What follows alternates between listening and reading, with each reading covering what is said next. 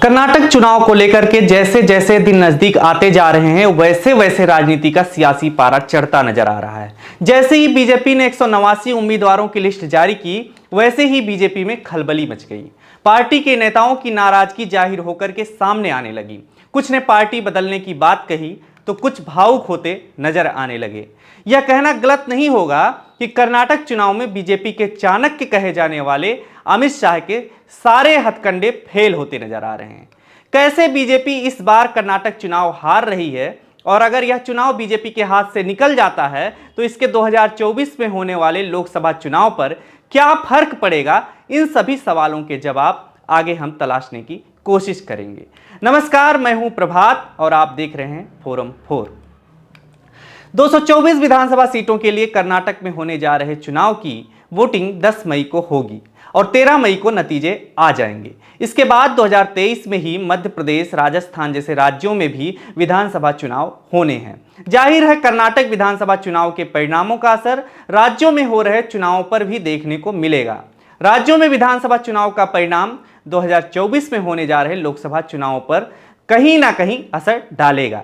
इसलिए पीएम मोदी और उनकी सरकार 2024 के चुनाव से पहले राज्यों में हो रहे चुनाव को हर हाल में जीत लेना चाहती है। इस वजह से गृह मंत्री अमित शाह भी कर्नाटक जाकर के विपक्ष को साधने में कोई कोर कसर नहीं छोड़ रहे। हर बार की तरह कांग्रेस को फिर परिवारवादी बताया, कांग्रेस के आंतरिक लोकतंत्र को कमजोर बताया और आगे उन्होंने अमूल और नंदिनी दोनों के सहयोग से कर्नाटक के हर गांव में प्राइमरी डेयरी खोलने की बात कही।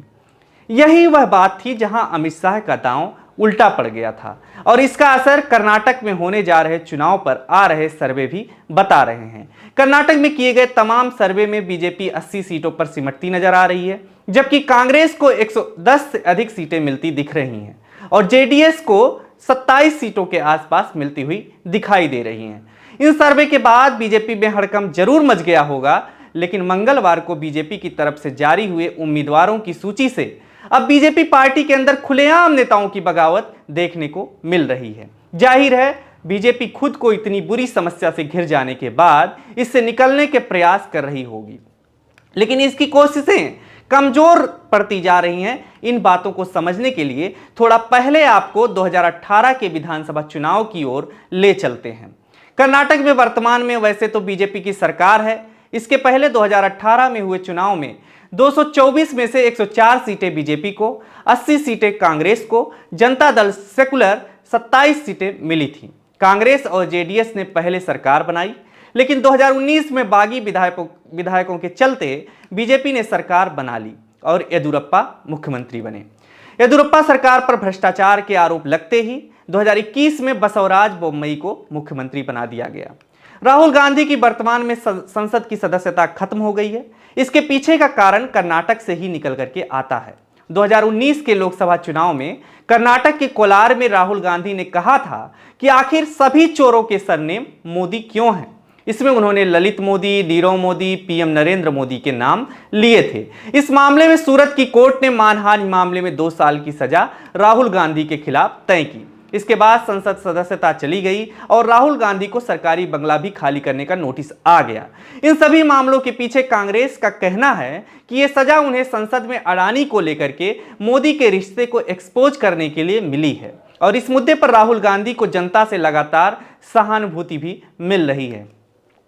इसके पहले राहुल गांधी को भारत जोड़ो यात्रा से भी काफी लोकप्रियता मिल चुकी है, जबकि बीजेपी इसे नहीं मानती। इसके अलावा कर्नाटक में अमूल और नंदिनी दूध को लेकर के बीजेपी घिरती नजर आ रही। 30 दिसंबर 2022 को अमित शाह ने कर्नाटक में कहा था कि कर्नाटक के सभी किसान भाई बहनों को आश्वस्त करना चाहता हूं कि अमूल और नंदिनी दोनों मिलकर के कर्नाटक के हर गांव में प्राइमरी डेयरी खोलने की दिशा में काम करेंगे। 3 साल बाद कर्नाटक का एक भी गांव ऐसा नहीं होगा जहां प्राइमरी डेयरी नहीं हो। अमित शाह के यह कहने के 3 महीने बाद 5 अप्रैल को अमूल ने ट्वीट करके जल्दी ही कर्नाटक के बेंगलुरु में लॉन्चिंग का ऐलान कर दिया।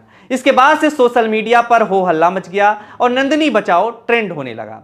इसके पीछे कारण यह है कि नंदिनी कर्नाटक का सबसे बड़ा कोऑपरेटिव डेयरी ब्रांड है। बेंगलुरु होटल एसोसिएशन ने भी कहा कि हम सिर्फ नंदिनी दूध का इस्तेमाल करेंगे।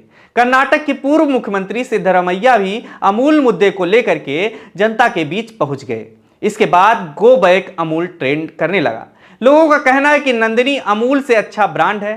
साथ ही नंदिनी फुल क्रीम दूध 55 रुपए लीटर है, जबकि अमूल का फुल क्रीम दूध 66 लीटर दूध है, यानी कि 11 रुपए अमूल दूध से सस्ता है। इसलिए भी चुनाव में यह महंगाई के लिहाज से एक बड़ा मुद्दा बन गया है। कर्नाटक में बीजेपी में पिछले साल से ही सरकार बनते ही तमाम मुद्दे जबरदस्ती बनाने की कोशिशें होने लगी हैं बीजेपी की तरफ से। इसमें हिंदुत्व, गोहत्या, आतंकवाद और हिजाब मुद्दे पर बहस की एक नई राजनीति आप सुन चुके होंगे। हिजाब मुद्दे की वजह से कर्नाटक में उडुपी विधानसभा क्षेत्र से विधायक रघुपति भट्ट काफी सुर्खियों में रहे और अब तो और सुर्खियों में आ गए। लेकिन अब पार्टी ने उनका टिकट काट दिया है, इसलिए सुर्खियों में है। इससे भी बीजेपी के एक धड़ में नाराजगी आ गई है। रघुपति भट्ट का कहना है कि अमित शाह ने जगदीश शेट्टार को फोन पर बदलाव के बारे में जानकारी दी। मैं उम्मीद नहीं करता हूं कि शाह मुझे फोन करेंगे, लेकिन कम से कम जिला अध्यक्ष को ऐसा करना चाहिए था। अगर मुझे सिर्फ मेरी जात के कारण टिकट से वंचित किया गया है तो मैं इसके लिए राजी नहीं हूं। जैसा कि मालूम हो कि सरकार ने शिक्षण संस्थानों में छात्राओं के हिजाब इस्तेमाल पर प्रतिबंध लगा दिया था। इसके बाद कर्नाटक हाईकोर्ट ने भी इस प्रतिबंध को बरकरार रखा था, लेकिन अक्टूबर 2022 में सुप्रीम कोर्ट ने हिजाब मामले में एक खंडित फैसला सुनाया था, जिसमें एक जस्टिस ने कहा था कि सरकार स्कूलों में ड्रेस कोड लागू करने के लिए अधिकृत है और दूसरे ने हिजाब को पसंद का मामला बताया था। हिजाब मुद्दे के अलावा मस्जिदों में अजान के लिए लाउड स्पीकर इस्तेमाल पर कर्नाटक के पूर्व डिप्टी सीएम एस ईश्वरप्पा ने विवादित बयान देकर के हाल ही में इस मुद्दे को हवा दे दिया था और कहा था कि क्या अल्लाह बहरा है जो उन्हें बुलाने के लिए लाउड स्पीकर पर चिल्लाना पड़ता है। हालांकि कर्नाटक हाईकोर्ट ने पिछले साल इस मुद्दे पर फैसला सुनाया था कि मस्जिदों में अजान के लिए लाउड स्पीकर जिसका इस्तेमाल किया जा रहा है उस पर रोक नहीं लगा सकते। अब इसी बीजेपी नेता एस ईश्वरप्पा सहित 11 सिटिंग विधायकों के टिकट बीजेपी ने काट दिए हैं, जिसके बाद पार्टी के कई नेताओं ने सामने आकर के इस्तीफा दे दिया है। हालांकि ईश्वरप्पा ने खुद साफ कर दिया है कि वह चुनाव नहीं लड़ने वाले हैं और चुनावी राजनीति से संन्यास ले रहे हैं। इसके बाद भी इस्तीफा का क्रम चालू है। शिवमोगा के जिला अध्यक्ष सहित 19 नगर निगमों के सदस्यों ने ईश्वरप्पा के समर्थन में इस्तीफा दे दिया और इसके अलावा भी कई नेता इस्तीफा देने की बात कर रहे हैं। ऐसा आप खबरों में भी देख सकते हैं। असल में ईश्वरप्पा पर 40% कमीशन वाला आरोप कर्नाटक सरकार में मंत्री रहते हुए लगा था, जिसके बाद उन्हें अपने मंत्री पद से भी इस्तीफा देना पड़ा था। यह अलग बात रही कि जांच के बाद उन्हें क्लीन चिट दे दी गई थी। ईश्वरप्पा 75 साल के होने जा रहे हैं, वो उम्र जिसमें दिग्गजों को मार्गदर्शन मंडली में शामिल करवा देती है। बीजेपी ऐसा करती है और इसलिए भी ईश्वरप्पा को लेकर के बीजेपी यही बात कहेगी। लेकिन जिस तरह से एक चुनावी संन्यास के बाद इस्तीफों का दौर शुरू हुआ है वह बीजेपी के लिए बड़ी चुनौती बनती नजर आ रही है। हिजाब, लाउड स्पीकर, भ्रष्टाचार के आरोप मामले में इस तरह से आप सब देख रहे हैं कि बीजेपी के लिए सबके सब दांव उल्टे पड़ते नजर आ रहे हैं। इसके अलावा आरक्षण का मुद्दा कर्नाटक चुनाव से पहले गर्मा गया है। हाल ही में कर्नाटक सरकार ने ओबीसी कोटे से मुस्लिम समुदाय को 4% आरक्षण वापस लेने का फैसला किया। सरकार ने इसका 2-2% आरक्षण वोक्कालिंगा और लिंगायत समुदाय में बांट दिया है। इसके अलावा मुस्लिम समाज को आर्थिक रूप से पिछड़ा वर्ग कैटेगरी में रखा गया है। साथ ही एससी कैटेगरी के तहत अलग अलग दलित समुदायों के लिए आंतरिक आरक्षण को लागू किया है, जिससे राज्य की राजनीति में भी हलचल तेज हो गई है। बीजेपी ने वोक्कालिंगा समुदाय को अपनी ओर खींचने के लिए नया हथकंडा अपनाया है। बीजेपी का कहना है कि टीपू सुल्तान स्वतंत्रता सेनानी नहीं थे। उनकी हत्या वोक्कालिंगा समुदाय ने की, जहां जेडीएस मजबूत है या ओल्ड मैसूर क्षेत्र में पाया जाता है। अब तो आपको इतना जानकर के यह अंदाजा लग ही गया होगा कि बीजेपी की इन्हीं सब कमजोरी की वजह से पार्टी के नेताओं में एकजुटता के बजाय विरोध के स्वर भी देखने को मिले हैं। कर्नाटक के मंत्री और दक्षिण कन्नड़ जिले के सुलिया क्षेत्र से 6 बार के विधायक एस अंगारा का बीजेपी ने टिकट काट दिया। इसके बाद उन्होंने संन्यास ले लिया। टिकट न मिलने पर कर्नाटक के पूर्व उप मुख्यमंत्री लक्ष्मण साउदी ने बीजेपी की प्राथमिक सदस्यता से इस्तीफा की घोषणा कर दी। टिकट न मिलने से ही नाराज बीजेपी के मुडगेरे से 3 बार के विधायक एमपी कुमारस्वामी ने पार्टी से इस्तीफा देने की घोषणा कर दी। अनुमान यहां तक लगाया जा रहा है कि वह जेडीएस में भी शामिल हो सकते हैं। इस बीच राज्य के वरिष्ठ कांग्रेस नेता डीके शिवकुमार ने दावा किया कि उनके पास कई बीजेपी नेताओं के फोन आ रहे हैं जो कांग्रेस ज्वाइन करना चाहते हैं। बगावत ने यह साफ कर दिया है कि बीजेपी का ध्यान अब अपनी ही पार्टी के नेताओं को मनाने में लगेगा।